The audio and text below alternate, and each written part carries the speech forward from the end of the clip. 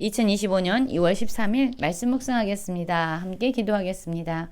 하나님, 우리가 하나님 안에서 누구인지 깨닫기 원합니다. 우리가 하나님 안에서 무엇을 해야 되는지 깨달아 알기 원합니다. 그렇게 하기 위해서 날마다 하나님의 말씀을 우리 마음에 새기고 하나님과 동행하는 삶을 살게 하여 주시옵소서. 예수님 이름으로 기도했습니다. 아멘. 오늘의 말씀은 누가복음 2장 41절부터 52절까지의 말씀입니다. 말씀을 함께 묵상하시기 전에 개인적으로 말씀을 꼭 읽으시고 묵상하는 시간 가지시기 바랍니다. 2장 41절입니다. 그의 부모가 해마다 6월절이 되면 예루살렘으로 가더니 예수께서 12살 되었을 때에 그들이 이 절기의 관례를 따라 올라갔다가 라는 말씀으로 시작하고 있습니다. 예수님의 육신의 부모였던 요셉과 마리아는요, 날마다 하나님의 말씀에 따라 순종하는 삶을 살았습니다.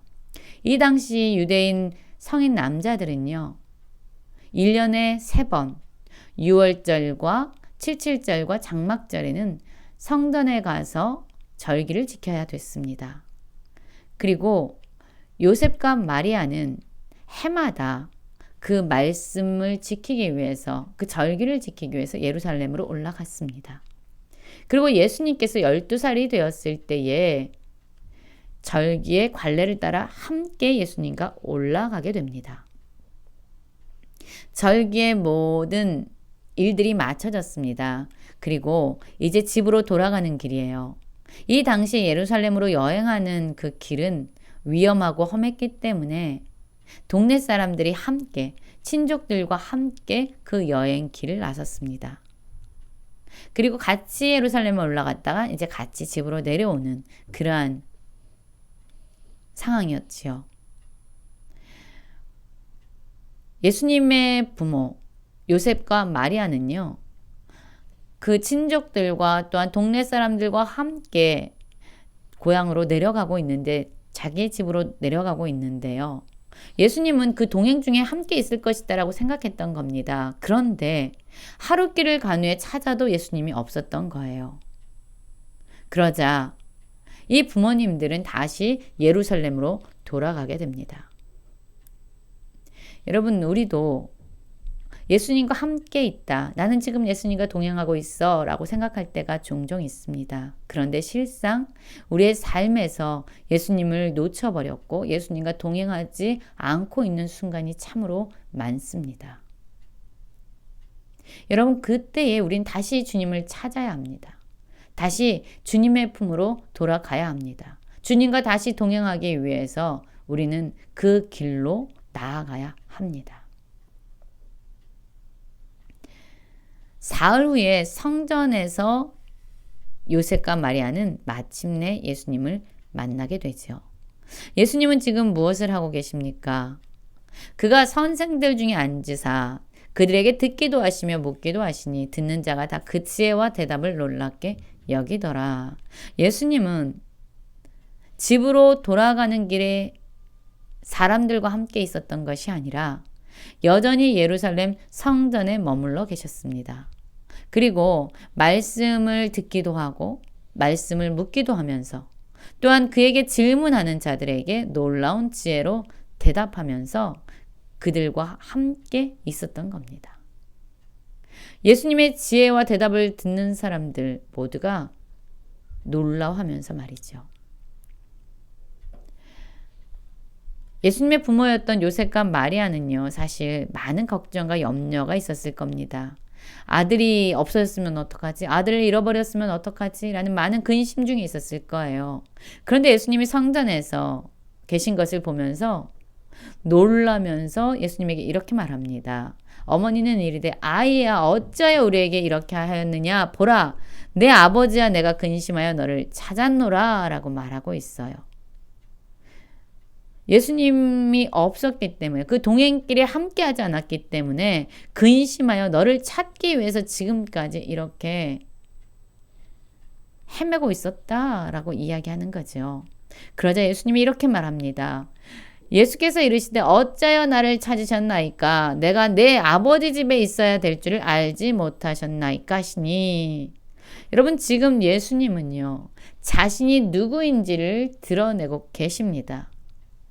예수님이 바로 하나님 아버지의 아들임을 드러내고 있습니다. 내 아버지의 집에 있어야 될 줄을. 이 아버지가 누구입니까? 하나님 아버지입니다. 아버지의 집, 내가 성전에 있어야 되는 것을 알지 못하셨습니까? 왜 나를 찾으셨습니까? 라고 오히려 마리아에게 되묻고 있습니다. 여러분, 예수님은요, 잉태될 때 마리아에게 천사가 와서 그 되어질 일들에 대해서 알려주었죠. 정결 예식을 위해서 예수님이 성전에 왔을 때 그 성전에서 이스라엘의 위로를 간절히 기다렸던 시므온과 안나에 의해서 예수님이 누구인지, 예수님이 어떠한 사역을 감당하게 될 것인지에 대해서 들었습니다. 그런데 바로 이 시점에서 예수님은 자기가 누구인지 하나님 안에서 하나님의 아들로서의 자기 자신의 정체성을 드러내고 있고, 하나님 아버지의 아들로서 무엇을 해야 되는지, 어디에 있어야 되는지를 그가 스스로 깨닫고 선포하고 있습니다. 말씀하고 있습니다. 여러분, 우리의 신앙이 이렇게 되기를 원합니다.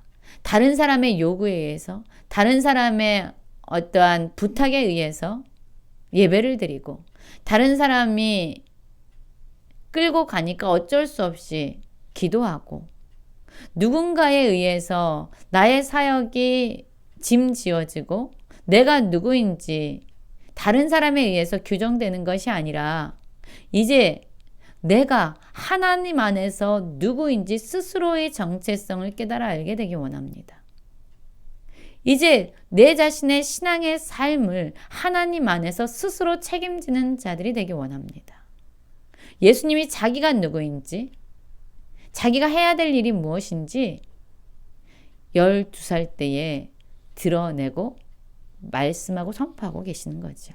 우리도 이런 신앙으로 나아가기 원합니다. 여러분, 우리의 신앙의 모습은 어떻습니까? 누군가의 요청에 의해서 억지로 행하고 있지는 않습니까? 습관처럼 행하고 있지 않습니까? 하나님의 자녀라는 정체성, 하나님의 자녀로서 내가 어디 있어야 하는지, 내가 무엇을 해야 되는지 사명들이 스스로 책임지고 스스로 깨달아서 그것을 감당하는 능력이 우리에게 있기를 원합니다. 그 부모는 예수님이 하신 말씀을 깨닫지 못했어요. 그리고 예수님은 함께 부모님들과 내려가서 나사렛에 이르러서 이제 그 육신의 부모님께 순종하며 받드시더라 라고 말씀하고 있지요. 예수님은 단지 하나님 아버지와의 관계 안에서 하나님이 주신 일만 한 것이 아니라 육신의 부모님께 순종하며 받드시는 삶을 살았던 겁니다.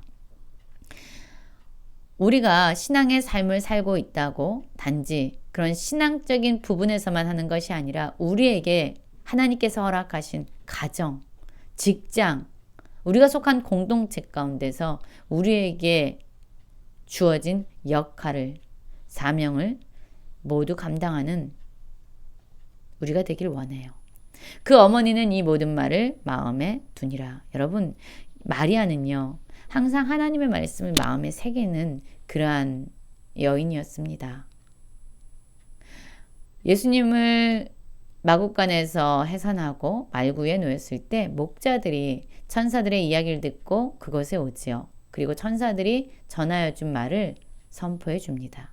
그때도 마리아는 그 모든 말을 마음에 새겨두었어요. 그리고 예수님이 지금 말하는 이 모든 것 역시 이 여인은 마음에 두었습니다. 하나님께서 예수님을 통해서 행하실 그 일들을 바라보면서 또한 그 모든 말씀을 마음에 새겨두면서 살아갔던 여인인 거죠. 예수는 지혜와 키가 자라가면서 하나님과 사람들에게 더욱 사랑스러워 가셨습니다. 여러분, 우리도 날마다의 삶 가운데서 하나님과 사람들에게 더욱 사랑스러워 가시는 그러한 삶을 살게 되기 원합니다. 하나님 안에서 내가 누구인지, 내가 해야 될 일이 무엇인지 분명히 깨닫고 또한 하나님과 함께 동행하는 그런 삶을 살아가면서 모든 말을 마음에 새기면서 더욱 사랑스러워지는 모든 성도님들 되시길 간절히 기도합니다.